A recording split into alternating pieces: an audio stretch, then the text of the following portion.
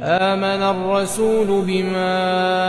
أنزل إليه من ربه والمؤمنون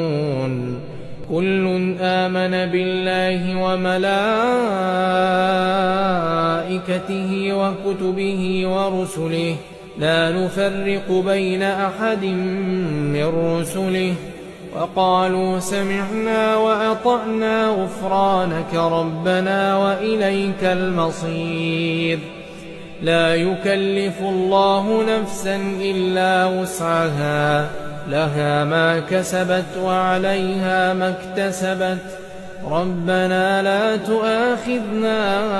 إن نسينا أو أخطأنا ربنا ولا تحمل علينا إصرا كما حملته على الذين من قبلنا ربنا